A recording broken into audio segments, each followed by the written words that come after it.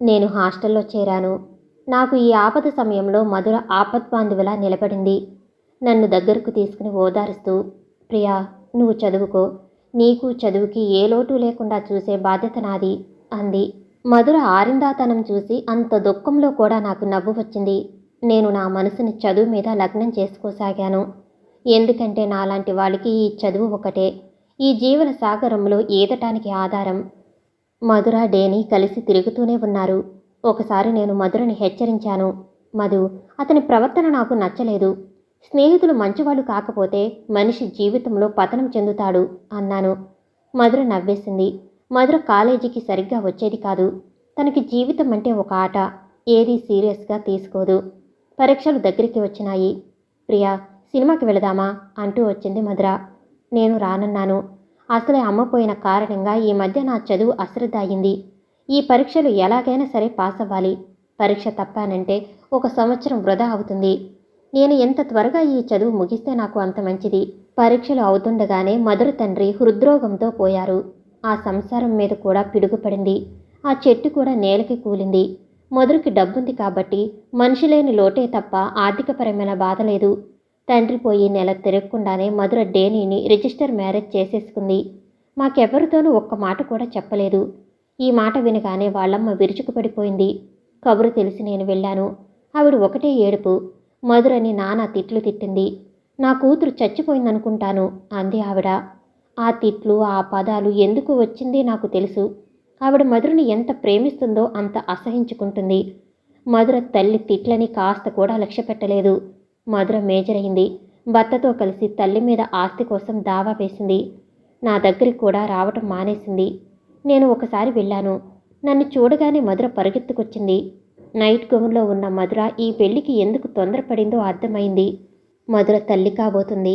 పొట్ట స్పష్టంగా తెలుస్తుంది. నన్ను చూడగానే గట్టిగా కౌగిలించుకుంది. ప్రియా, నా మీద నీకు కోపంగా లేదా అంది. చాలా కోపంగా ఉంది అన్నాను. మధుర కళ్ళ వెంట నీళ్లు జలజలా రాలినాయి. నువ్వెలాగే అంటావని నేను అనుకున్నాను. నీకు కోపం వచ్చిందని నేను బాధపడను. ఎందుకంటే నేను చేసిన తప్పు నాకు తెలుసుగా. కూర్చో. ఇద్దరం కూర్చున్నాం. నేను అన్నాను, పెళ్లి చేసుకుంటే చేసుకున్నావు.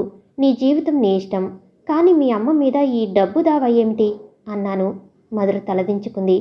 ఏమిటో ప్రియా, నాకు అంతా అయోమయంగా ఉంది. నేను డేనీతో సరదాగా తిరిగాను. కోరికలకి బానిసనయ్యాను. ఆ రవంత సుఖానికి వెనక ముందు చూడకుండా తొందరపడిపోయిన నా జీవితం అయోమయం అయిపోయింది. నేను తల్లిని కాబోతున్నాను అనేసరికి నాకే మతిపోయింది. అవర్షన్ చేయించుకుందామని అనుకున్నాను. డేనీ వద్దన్నాడు. పెళ్లి చేసుకుందామన్నాడు. పెళ్లి చేసుకున్నాం. ఇప్పుడు అనిపిస్తుంది, ఒక తప్పు చేస్తే దాని వెంట ఇన్ని తప్పులు చేయాల్సి వచ్చింది. డబ్బు అమ్మని అడిగితే ఇవ్వదు. అందుకే అమ్మని బాధ పెడుతున్నాను అని తెలిసి కూడా ఈ దావా వేయక తప్పలేదు. మధుర నిస్సహాయమైన స్థితి నాకు తెలుస్తూనే ఉంది. అమ్మతో వచ్చి మాట్లాడు అన్నాను. మధురని నేను బలవంతంగా నాతో బయలుదేరతీసి ఆంటీ దగ్గరకు తీసుకువచ్చాను. మధుర అయిష్టంగానే బయలుదేరి వచ్చింది. నాతో కలిసి ఇంట్లో అడుగుపెట్టిన మధురని చూడగానే ఆంటీ విరుచుకుపడింది. పాపిష్టిదానా, ఏ ముఖం పెట్టుకుని నా ఎదురుగా వచ్చావే? నీకు సిగ్గులేదు. నువ్వు మనిషివి కావు, రాక్షసివి. మా పాలిట శనివి. మమ్మల్ని నవ్వులు పాలు చేసి నువ్వు సుఖం జుర్రుకుంటున్నావు. నా ఏడుపు నీకు కొట్టక మానదు. నువ్వు అమ్మ అని అనుక్షణం ఏడకపోతే నేను చెవి కోయించుకుంటానే. నీ వయసు విరగబాటు ఏమిటో ఇప్పుడు కాదే, 10 ఏళ్ళు పోయిన తర్వాత తెలుస్తుంది. నా అనేవాళ్ళు లేక అందరిలో నవ్వుల పాలు అయ్యి. ఆంటీ, ఆంటీ, మీరు కాస్త ఆగండి. నేను ఆవిడ చేతులు పట్టుకుని ఆవేశంగా అన్నాను. మీరేం మాట్లాడుతున్నారో తెలుసా? మీరు మధురని తిడుతున్నారు ఆంటీ. తిట్టటమా? దాన్ని కాళ్ళు చేతులు విరవాలని ఉంది. ఆవిడ నన్ను తోసి మధుర వైపు తిరిగింది. మధుర అక్కడ లేదు. అప్పటికే అక్కడి నుంచి పారిపోయింది. మధుర అసలే సిగ్గుపడుతూ బాధపడుతూ తల్లి ముఖం చూడలేకనే ఎలాగో వచ్చింది. నాకు ఆంటీ మీద చాలా కోపం వచ్చింది. ఆంటీ, మీరేం చేశారో తెలుసా? మధురని వెళ్ళగొట్టేశారు. అది ఎప్పుడో వెళ్ళిపోయిందిగా. ఆంటీ, మీరు కాస్త అహం వదులుకుని మామూలుగా మాట్లాడి ఉంటే ఎంత బాగుండేది. తను చేసినది తప్పేనని మధుర పశ్చాత్తాపడుతుంది. మధుర ఒక సాలిగూడులో చిక్కుకుంది. అది సాలిగూడు అని తెలుసుకునేసరికి విషయం చాలా దూరం వెళ్ళిపోయింది. మధుర మీ దగ్గరికి రావటానికి, చేసిన తప్పు నుంచి బయటపడటానికి మీ దగ్గర వచ్చింది. మీరేం చేశారు? మధురని కూర్చోబెట్టి ఆత్మీయంగా మాట్లాడేది పోయి తను చేసిన తప్పు వేలెత్తి చూపించి కర్కశంగా మాటలు అన్నారు. మీ కన్న కూతురు దూరం అయిందనే బాధ కంటే మీ పరువు ప్రతిష్టలు దెబ్బతిన్నాయని లబలబలాడారు. పిల్లల విషయంలో తల్లిదండ్రులు ఇలా చేయకూడదు ఆంటీ. పిల్లలు తప్పు చేయకుండా ఉండేట్టు, ప్రపంచం గురించిన కష్టసుఖాలు అవగాహన అయ్యేట్టు నేర్పాలి. ఒకవేళ వాళ్ళు వయసు తొందరపాటుతోనో అమాయకత్వంతోనో తప్పు చేస్తే వారు తెలిసి వదిలి వెళ్లారని ఆవేశపడకుండా వాళ్ళు తిరిగి వచ్చే ద్వారాలు మనోమందిరంలో తెరిచి ఉంచాలి. ప్రపంచంతో పాటు వెక్కిరించకూడదు. మీరు ఇలా చేస్తారని తెలిస్తే మధురని తీసుకువచ్చేదాన్ని కాదు. ఆవిడ ఆవేశం నీళ్లు కారిపోయింది. సోఫాలో కూలబడి ఏడవసాగింది. ఏమిటోలేమ్మా, నాకు అంత ఆలోచన రాలేదు అంది బాధగా. మధుర ఆ సాయంత్రానికి ఆ ఊరు నుంచి వెళ్ళిపోయింది. నాకు హాస్టల్కి ఒక ఉత్తరం రాసి పంపింది. అందులో ఇలా ఉంది: ప్రియా, మన సంఘంలో ఆడపిల్ల జీవితం చాలా కష్టం. తప్పులు చేయకూడదు. తప్పు చేస్తే ఎవరూ క్షమించరు. చివరికి తల్లిదండ్రులైనా సరే. కానీ తప్పులు చేయకుండా ఉండేటందుకు మనలో ఎంతమంది ఆడపిల్లలకి తెలివి ఉంటుంది అంటావు? తప్పు చేసిన వాళ్ళు వాళ్ళ జీవితంలో కష్ట నిష్ఠూరాలు వాళ్లే భరించాలి. నేను వెనక్కి తిరిగి రావచ్చు, అమ్మ ఒడిలో ఒదిగిపోయి తప్పు చేశానమ్మా అని తలదాచేసుకోవచ్చు అనుకున్నాను. కానీ అమ్మ నన్ను క్షమించదు అని తెలిసింది. ఆవిడ తప్పు లేదు. నేను ఆవిడని అంత బాధ పెట్టాను. నేను వెళ్ళిపోతున్నాను. నా జీవితంలో ఇక ఈ క్షణం నుంచి వెనక్కి చూడటం అనేది ఉండదు. ఇట్లు మధుర. ఆ ఉత్తరం చూసి నేను నిశ్చేష్టురాలిని అయిపోయాను. మధురికి ఎంత మంచి భవిష్యత్తు ఉండాల్సింది. తన జీవన సౌధం నిర్మాణానికి అన్ని హంగులు వసతులు ఉన్నాయి. అయినా మధుర జీవితాన్ని సరిగ్గా నిర్మించుకోలేకపోయింది. ఇదేమిటి ఇలా అయ్యింది? నా మనసులో గంపెడు దిగులు ప్రారంభమయ్యింది. మధుర, డానీ కలిసి ఊళ్ళు తిరుగుతున్నారు. మధుర ఎక్కడున్నా నాకు ఉత్తరాలు వ్రాస్తూనే ఉంది. నా క్షేమ సమాచారాలు తెలుసుకుంటూ ఉండేది. నేను డబ్బుకి ఎక్కడ ఇబ్బంది పడతానో అన్నట్టు నా పేరిట బ్యాంకులో డబ్బు వేస్తుండేది. హాస్టల్లో ఉంటూ కాలేజీకి వెళ్ళి చదువుకుని రావటం, చదువులో ఏకాగ్రతతో మనసు లీనం చేసుకోవటం నాకు నేనే పెట్టుకున్న క్రమశిక్షణ అయిపోయింది. ఒక్కోసారి రాత్రివేళ మంచం మీద పడుకుంటే అమ్మ గుర్తుకు వచ్చేది. నిద్ర వచ్చేది కాదు. ఈ ప్రపంచంలో నాకు నా అనేవాళ్ళు లేరు. నేను ఒంటరిదాన్ని. నేను బ్రతికి ఉన్నందుకు సంతోషపడేవాళ్ళు కానీ, చచ్చిపోతే ఏడ్చేవాళ్ళు కానీ నాకెవరూ లేరు. నాకు బాధ కలిగితే చల్లటి మాటలు చెప్పేందుకు ఎవరూ లేరు. నన్ను నేనే ఓదార్చుకోవాలి. మధుర నాకు స్నేహితురాలు, నిజమే. నా అవసరాలు తీరేటందుకు డబ్బు ఇస్తుంది, అంతవరకే. అంతకు మించి ఆమె నా ఆలోచనలు అర్థం చేసుకోలేదు. నా ఒంటరితనం తనకి అర్థం కాదు. నేను తనకి తోడు తప్ప తను నాకు ఊరటి ఇచ్చే మనిషి కాదు. మధురది ఒట్టి చిన్నపిల్ల మనస్తత్వం. తనకు కావాలన్నది అలికి అన్నం మాని ఏడ్చి తల్లిదండ్రుల దగ్గర ఎలా సాధించుకునేదో బయట జీవితంలో కూడా అంతే. డానీ మధురని శారీరకంగా బాగా తృప్తి కలుగు చేస్తున్నాడు. మధురకి అందుకే అతనంటే ఇష్టం. నేను వద్దన్నా ఇలాంటివి నా దగ్గర చెప్పకు అని విసుక్కున్నా వారి సరస సంభాషణలు, ముద్దు మురిపాలు ఏకరువు పెడుతూ ఉండేది. మధుర ధోరణి చూస్తుంటే నాకు అర్థమైంది. మధుర ఒక రకమైన ఉన్మాదంలో ఉంది. డానీ తనని మెచ్చుకున్న మాటలు, అందం గురించి వర్ణ వివర్ణనలు, మధుర ఒడిలో తలపెట్టుకుని నువ్వు లేనిదే నేను బ్రతకలేను అనే తీపి మాటలు మధురకి ఈ కైపును కలిగింపచేస్తున్నాయి. తను అందరి ఆడపిల్లలాంటి దాని కానని, తనని డానీ ప్రేమించటం చాలా అదృష్టమని మురిసిపోతుంది. మధుర పరవశంగా చెప్పే ఆ మాటలు వింటుంటే ఒక్క నిమిషం నాకే ఈర్ష్యగా అనిపించేది. నిజంగా మనల్ని అంతగా ఇష్టపడేవారు దొరకటం ఎంతమందికో అదృష్టం. కానీ నేను ఎందుకో డానీ మాటలు నమ్మలేకపోతున్నాను. అతనిలో చాలా నటన ఉందని నా విశ్వాసం. అతను మధురని ఇష్టపడుతున్నానని ఆ చెప్పటంలో ఏదో ఒక బలీయమైన స్వార్థం ఉంది అనిపిస్తుంది. ఎందుకంటే ఎవరినైనా ఒకరు ఇష్టపడితే అది మాటల రూపంలో ఇంతగా చెప్పనవసరం లేదని నా నమ్మకం. అతనే కాదు, మధుర మీద కూడా నాకు కోపంగా ఉంది. మధుర, డానీల మధ్య జరిగిన విషయాలు వారిద్దరికే పరిమితం. అవి ఇంకొకరితో పంచుకోకూడని అపురూపమైన సంగతులు. మధుర బాహాటంగా చెప్పటం ఏమనుకోవాలి? అది తెలివి తక్కువతనమా? గొప్పని ప్రదర్శించటమా? ఏదైనా మధురని నేను మెల్లగా 1-2 సార్లు ఇలాంటి చెప్పకు అని సూచనప్రాయంగా అన్నానే తప్ప అంతకంటే ఎక్కువగా మందలించలేకపోయాను. మధుర నాకు స్నేహితురాలు. మధురలో ఇలా పైకి చెప్పుకోవటం అనేది ఒక బలహీనత. అది నేను అర్థం చేసుకోవాలి అనుకున్నాను. నా ఆలోచనే సరిచేసుకున్నాను. మధుర ఈ ఊరు వచ్చినప్పుడు హోటల్లో ఉండేది. వాళ్ళిద్దరూ రిజిస్టర్ మ్యారేజ్ చేసుకున్నారు. డానీ మధుర దగ్గర డబ్బు అప్పు తీసుకుని మధురకి ఉంగరం కొని ఇచ్చాడట. మధుర ఆ ఉంగరం గర్వంగా చూపించింది. కళ్ళలోకి నీళ్లు నిండుకుని రాగా, ప్రియా, ఒకవేళ నేను చచ్చిపోతాననుకో, ఈ ఉంగరం నా డెడ్ బాడీ మీద నుంచి తీయవద్దు. ఈ ఉంగరం తీపి గుర్తుతోనే నన్ను మీరు దహనం చేయాలి. ఛీ, నోరు మూసుకో కసిరాను. మధుర వచ్చిందంటే నా కాలేజీ గోవిందాయే. డానీ పని మీద వెళితే నన్ను తోడు ఉండమని చంపేది. ఆ రోజు నేను మధుర దగ్గరికి వెళ్ళాను. ఆమె సీరియస్గా కూర్చుని ఉంది హోటల్ రూమ్లో. ఎప్పటిలా చలాకీతనం లేదు. ఏమైంది? ఆదుర్దాగా అడిగాను. డానీ మధుర పోట్లాడుకున్నారా? ఇద్దరికీ చెడిందా? అమ్మయ్య, అయితే నేను సంతోషపడతాను తప్ప విచారపడను. మధురకి ఎలాగో అలా నచ్చ చెప్పి వాళ్ళ అమ్మగారి దగ్గరికి తీసుకెళ్ళిపోతాను అనుకున్నాను. మధుర నా వైపు చూసింది. ఏమైంది చెప్పు అన్నాను. మధుర తల తిప్పి నా వైపు చూసింది. ఆ చూపులు ఎప్పటిలా చిలిపిగా కలలు కంటున్నట్లుగా రొమాంటిక్గా లేవు. సీరియస్గా చిరాగ్గా ఉన్నాయి. చెప్పమ్మా అన్నాను. అలా బ్రతిమిలాడితే ఆమెకి చాలా ఇష్టం. వెంటనే ఎంత కోపమైనా కరిగిపోతుంది. ప్రియా ఆగిపోయింది. చెప్పు, ఏమిటా సందేహం? నేను డాక్టర్ దగ్గరికి వెళ్ళాను. నేను ఉలికిపాటుగా ప్రశ్నార్థకంగా చూశాను. నాకు 3వ నెల. నిజంగానా? కంగ్రాచ్యులేషన్స్. నేను ఆనందంగా మధుర భుజాల చుట్టూ చేయి వేసి వేయబోయాను. మధుర నా చేయి తోసేసి చివాల్న లేచింది.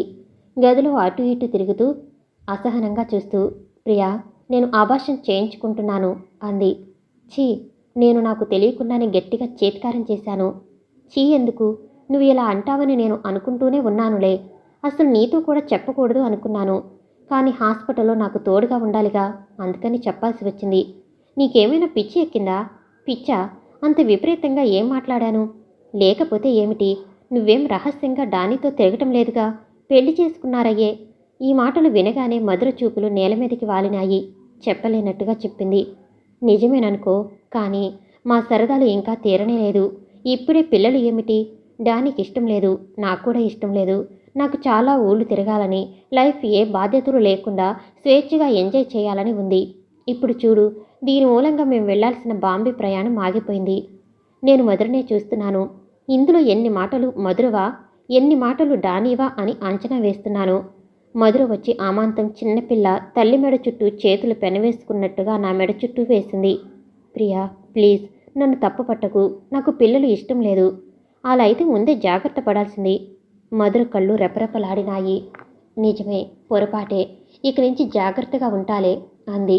మధుర అబార్షన్ చేయించుకోవటానికి నిశ్చయించుకుంది. అది డానీ ఆదేశం. ఇక ఈ నిర్ణయానికి తిరుగులేదు. మర్నాడు మధురకి నర్సింగ్ హోంలో అబార్షన్ అయింది. మంచం మీద నీరసంగా మత్తుగా పడుకుని ఉన్న మధురని చూస్తుంటే నాకు జాలి వేసింది. నా ఆలోచనలు పరిపరి విధాలుగా పోసాగినాయి. మేం వెనకటి స్త్రీలుగా చదువు సంధ్యలు లేనివాళ్ళం కాదు. మాకు చదువు సంధ్యలున్నాయి. జీవితాన్ని ఎలా ప్లాన్ చేసుకోవాలో మాకు తెలుసు. మధుర ఈ ప్లానింగ్ని తన్నేసింది. డానీ వ్యామోహంలో మధురకి ఇప్పుడేం తెలియటం లేదు. ఆనందంగా గడిపేయటమే జీవితం అనుకుంటుంది. జీవితంలో ఆనందం అంత సునాయాసంగా దొరకదు. దానికోసం మనిషి కృషి చేయాలి. అవకాశం వచ్చిన వైపు వెళ్ళిపోతే అది గాలిలో ఇస్తరాకు జీవితం అవుతుంది. గమ్యం ఉండదు. మధురకి ఇప్పుడు ఏం చెప్పినా అర్థం కావటం లేదు. అదే నాకు చాలా బాధగా ఉంది. డానీకి తనంటే అంత ప్రేమ అని చెబుతుందే. అబార్షన్ అయితే ఒక్కసారి చూడటానికి రాడు. 9 గంటలకు వస్తానన్న డానీ ఇంతవరకు రాలేదు. మధుర కోలుకోవటానికి దాదాపు నెల రోజులు పైగానే పట్టింది. మధుర కోసం డానీ వేరే ఇల్లు తీసుకున్నాడు. అతను కొత్తగా ఏదో వ్యాపారం ప్రారంభిస్తున్నాడట. ఆ పని మీద బెంగుళూరు, బొంబాయి, మెడ్రాస్ తిరుగుతూ ఉండటం చేత ఒంటరిగా ఉన్న మధురకి తోడుగా ఉండటం కోసం తరచుగా నేను ఆ ఇంటికి వెళ్లాల్సి వస్తుండేది. మధుర అప్పుడప్పుడు నా చేయి పట్టుకుంటూ, ప్రియా, నా మూలంగా నీ చదువు ఆపు, ఇంక మాట్లాడుకు. నీకన్నా నాకు చదువు ఎక్కువ ముఖ్యం కాదు. నేను ఆర్దోక్తిలోనే ఆ మాటల్ని ఆపేసేదాన్ని. నాకు చదువు మీద ఏకాగ్రత ఉంది. రోజుకి 2 గంటలు చదివినా నాకు చాలు. భగవంతుడు ఒక్కొక్కరికి ఒక్కొక్క విద్య వరంగా ప్రసాదిస్తాడు. నాకు జ్ఞాపక శక్తి ఇచ్చాడు. నేను అప్పుడప్పుడు మధుర ఇంటికి వెళ్తూ వస్తుంటే వీధిలో తల్లులు ఎత్తుకుని నడిచి వెళుతున్న చిన్నపిల్లని చూస్తుంటే నాకు మధుర గుర్తుకు వచ్చేది. మధురకి పాపో బాబు పుడితే ఎంత బాగుండేది. ఎంచక్కా నేను ఎంత ప్రేమగా చూసేదాన్ని. నాకు పుట్టబోయే పిల్లల గురించి కలలు కనటం ఎందుకో గానీ నాకు ఆ ఊహే రావటం లేదు. నేను నా భావి జీవితం గురించి, అందులో ముఖ్యంగా వైవాహిక జీవితం గురించి అక్కడ ఆలోచనలు తెల్ల కాగితంలా ఖాళీగా వదిలేశాను. వాటి గురించి నేను ఏ రకంగానూ రవంత కూడా ఆలోచించదలుచుకోలేదు. ఎందుకంటే నాకు ఏది ప్రాప్తం ఉంటే దానిని నేను కిమ్మనకుండా అంగీకరిస్తాను. నాకు పెళ్లి కాకపోయినా నేను బాధపడను. నాకు సంసార జీవితం లభింపచేయలేదని భగవంతుడిని కినుకుగా నిందించను. ఎందుకంటే నాకు తెలుసు, ఈ ప్రపంచంలో తల్లి, తండ్రి, డబ్బు, గౌరవం, చదువు, రూపం అన్ని విధాలా ఉన్న ఆడపిల్లలకే సరైన పెళ్ళిళ్ళు కావటం లేదు. వీటిల్లో ఏ ఒక్కటి లేని నాకు పెళ్ళి ఎలా అవుతుంది? అందుకే మధుర జీవితంలో స్థిరంగా నిలబడాలని, ఆమె చాటున తలదాచుకోవాలని నా ఆకాంక్ష. మధుర భర్త పిల్లలతో కళకళలాడుతుంటే ఆమె ప్రాణ స్నేహితురాలిగా నేను ఆమె జీవితంలో కలిసిపోయిన తనకి నేను తోడు, నాకు తను తోడు అన్నట్టుగా ఉండాలని నా తపన. మధుర నా పట్ల చూపే ఆత్మీయత నేను బ్రతకటానికి ఆలంబన అవుతుందేమో. మధురని చూసుకునే నేను ఈ ఒంటరితనం అనే భూతాన్ని తరిమేస్తున్నాను. అమ్మ పోయిన తర్వాత నాకు తెలియకుండానే మధురికి మరింత దగ్గరైపోయాను. మధురు కూడా ఒక రకంగా తల్లిని వదిలేసిన తర్వాత ఒంటరితనం అనుభవిస్తుందనే చెప్పాలి. డానీ ఉన్నప్పుడు సరస సల్లాపాలతో నవ్వులతో టైం ఇట్టే గడిచిపోతుందట. డానీ వెళ్ళిపోయిన తర్వాత టైం గడవదట. ఏం చేయాలో తోచదట. ఉద్యోగం చేస్తే బాగుంటుందా అని ఆలోచనట. డానీ చీ వద్దు, డబ్బు సంపాదించాలని ఉంటే ఇంట్లో ఉండే సంపాదించుకోవచ్చు అన్నాడట. అతని వ్యాపారం విస్తరిస్తే కార్లు మేడలు నౌకర్లు ఓ ఒకటేమిటి, అదొక దేవేంద్రలోకం. మేం పడే ఈ ఇబ్బందులు ఎన్నో రోజులుండవు అంది మధుర కమ్మటి కలలో తేలిపోతున్న వ్యక్తిలా. ఆ రోజు కాలేజీ లేదు. నేను మధుర దగ్గరికి వెళ్ళాను. మధుర కూర్చుని ఉంది. డానీ స్కూటరు బయట కనిపించలేదు. అంటే అతను ఇంట్లో లేడన్నమాట. నేను గుండెల నిండా గాలి పీల్చుకున్నాను. అతను లేకుండా ఉంటే నేను మధుర దగ్గర చాలాసేపు కూర్చోవచ్చు. అరమరికలు లేకుండా మాట్లాడవచ్చు. డానీ ఉంటే నాకు ముళ్ళ మీద నిలబడినట్టు ఉంటుంది. ఎప్పుడెప్పుడు అక్కడి నుంచి వెళ్ళిపోదామా అనిపిస్తుంది. నేను వెళ్ళేసరికి మధుర డ్రాయింగ్ రూమ్లో లేదు. మధు పిలుస్తూ వెళ్ళాను. బెడ్రూమ్లో మంచం మీద దిండులో తలదాచుకుని ఏడుస్తుంది. నేను ఆశ్చర్యపోయాను. మధు దగ్గరికి వెళ్ళి మీద చేయి వేశాను. మధుర ఏడుపు రెట్టింపు అయింది. ఏమైంది?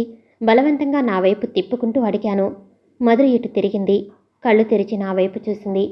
ఆ కళ్ళు ఎర్రగా మంకిన పువ్వుల్లా ఉన్నాయి. చాలాసేపటి నుంచి ఏడుస్తున్నట్టుగా ఉబ్బి ఉన్నాయి. అలా ఉన్న మధురని చూడగానే నా గుండెలు తరుక్కుపోయినాయి. ఏమైంది అన్నాను. సమాధానంగా మధుర నా గుండెల్లో ముఖం దాచుకుని బావురుమంది. నేను మంచం మీద కూర్చుండి ఆమెను మరింత దగ్గరికి తీసుకున్నాను. మధురని ఊరడించగా ధైర్యం చెప్పగా కొద్దిసేపటి తర్వాత చెప్పింది. రాత్రి ఇంట్లో పార్టీ అయిందట. డానీ ఫ్రెండ్ ఒకతను వచ్చాడట. అతను రాత్రి ఇంట్లోనే ఉండిపోయాడట. డానీ అతను బాగా తాగారు. డానీ అవతల గదిలో సోఫాలో పడి నిద్రపోయాడు. అతను మధుర గదిలోకి వచ్చాడట. మధుర అరిచింది. అతను వినలేదు. నీ భర్తకు ఇష్టమే అన్నాడట. ఆమె నమ్మలేదు. అతను పశువులా మధురని బలవంతంగా లోబర్చుకున్నాడు. ఉదయం అతను వెళ్ళిపోయాడు.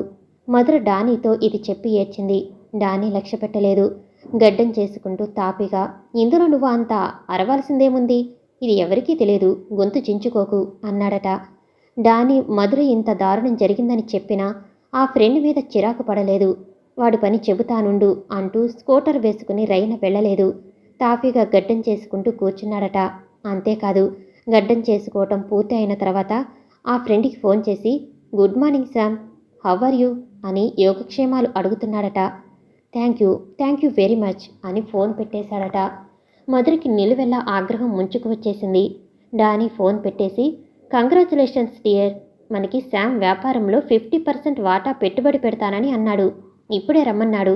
ఆ కాగితాల మీద సంతకాలు పెడుతున్నాడట అంటూ ఏలపాట పాడుతూ హుషారుగా వచ్చి ఆమె బుగ్గ మీద ముద్దు పెట్టుకుని కంగ్రాచులేషన్స్, ఇది కేవలం నీ వల్లనే సాధ్యమైంది. శామ్ మనతో పార్ట్నర్గా చేరతాడా చేరడా అని సతమతమవుతున్నాను.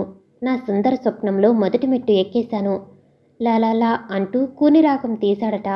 ఆమె ఎర్రబడిన కళ్ళతో అతన్ని అసహ్యంగా చూస్తూ నువ్వు మనిషివేనా అని తిట్టిందట. మనిషిని, ఈ ప్రపంచంలో సుఖంగా హాయిగా బ్రతకాలని అనుకుంటున్న మనిషిని అన్నాడట. రాత్రి ఇంత దారుణం చేసిన ఆ నీచుడితో మధుర అరుస్తుంటే డానీ హోష్ అంటూ నోరు నొక్కేశాడట. దారుణం అంటూ పెద్ద పెద్ద పేర్లు పెట్టి డ్రెమికిగ్గా మాట్లాడాడట. ఇది నువ్వు పట్టించుకోవలసింది ఏం లేదు అని నేను చెప్పానా? అయినా నాకు లేని బాధ నీకు ఎందుకు? నువ్వు మగాడివి కావు. నీ భార్యకి ఇంత అన్యాయం జరిగితే. అన్యాయమా? అతను నవ్వాడు.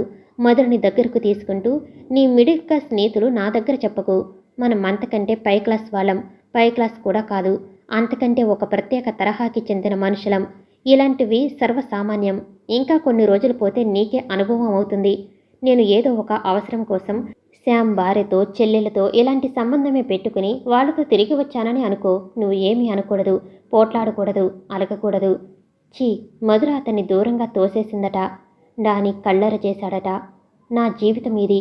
నేను ముందే చెబుతున్నాను. నీకిష్టమైతేనే ఉండు, లేకపోతే నీ దారి నీది, నా దారి నాది. నేను వెళుతున్నాను అని వెళ్ళిపోతూ ఆగి నీవు మనసు మార్చుకుని నేను చెప్పిన షరతులకి ఒప్పుకున్నాను అని అంటే ఫోన్ చెయ్యి. నేను మళ్ళీ వస్తాను, లేకపోతే గుడ్ బై అనేసి వెళ్ళిపోయాడు. ప్రియా, నేనేం చేయను, ఏడుస్తూ అంది మధుర. నేను నిశ్చేష్టురాలిలా చూస్తున్నాను. మధుర నన్ను భుజం పెట్టి ఊపుతూ, మనసు ఉన్న ఏ ఆడపిల్ల అయినా ఇలాంటి షరతులకి ఒప్పుకుంటుందా? నువ్వే చెప్పు అంది. ఒప్పుకోదు అన్నట్టు తల తిప్పాను. నేను ఏ నిద్రమాత్రలు మింగో, లేకపోతే ఎందులోనూ దూకి చావటం తప్ప ఇంకేం మార్గం లేదు. చచ్చిపోవటానికి నాకేం భయం లేదు. చచ్చిపోతాను. కానీ డానీ నన్ను ఇలా వదిలేయటం. మధుర ఏడ్చేసింది. అతను చెప్పిన మాట వినలేదని అతని కోపం. నేను ఇంకే మాట అయినా కాదు అనకుండా ఒప్పుకునేదాన్ని. కానీ ఇది నువ్వే చెప్పు. నేనే చెప్పను. ఆలుమగల మధ్య ఇంకేదైనా అభిప్రాయ భేదం వస్తే సర్దుబాటు చేసుకోక అని చెప్పవచ్చు. కానీ ఇది ఇంత పైశాచికమైన విషయం. మధుర లేచి కూర్చుని కళ్ళు తుడుచుకుంటూ అంది. ప్రియా, నా మనసు మనసులో లేదు. నిన్ను సరిగ్గా ఆలోచించలేకపోతున్నాను. ఒకటి మాత్రం నిజం, నేను అతన్ని వదిలి ఉండలేను. అతనికి కూడా అలాగే అనిపిస్తే ఇంత దారుణమైన కోరిక కోరతాడా? డానీ చతురుడు. మధుర పట్ల తనకి ఎనలేని ఇష్టం ఉన్నట్టు మభ్యపెట్టాడు. తర్వాత తెలివిగా మధుర శరీరం పెట్టుబడి పెట్టి వ్యాపారం చేయాలని అనుకుంటున్నాడు. ఆమెకి డానీ అంటే తల మునకలైన ఇష్టం. డానీ చెప్పినది మధురకి ఆమోదయోగ్యంగా లేదు. కానీ అతనికి దూరంగా ఉండలేని బలహీనత. నువ్వు డానీని వదిలివేయటమే మంచిది. అతనితో ఈ సంబంధం ఒక పీడకలగా అనుకుని మర్చిపో అన్నాను. అది నా వల్ల అయ్యేటట్లు లేదు. 1 గంట అతను కనిపించకపోతేనే నేను వెలవెల్లాడిపోతాను. అలాంటి వదిలి ఉండగలనా? బేలగా చూస్తూ అంది. మధుర, ఇది ఇష్టం కాదు, ఒక రకమైన జబ్బు. మనిషి ఏ మనిషి మీద ఇలాంటి మమకారం పెట్టుకోకూడదు. అది ఎదుటివారి కంటే తమకు తామే హాని చేసుకున్నట్టు అవుతుంది. ప్రియా, నువ్వు ఏమైనా చెప్పు. అతన్ని నేను వదలలేను. అతన్ని నా దారికి తెచ్చుకునే మార్గం చెప్పు. నువ్వు అతనితో కలిసి ఉండాలంటే అతని దారికి నువ్వే వెళ్ళాలి. అతనితో మంచిగా ఉండి అతన్ని మార్చుకోవటానికి ప్రయత్నిస్తే.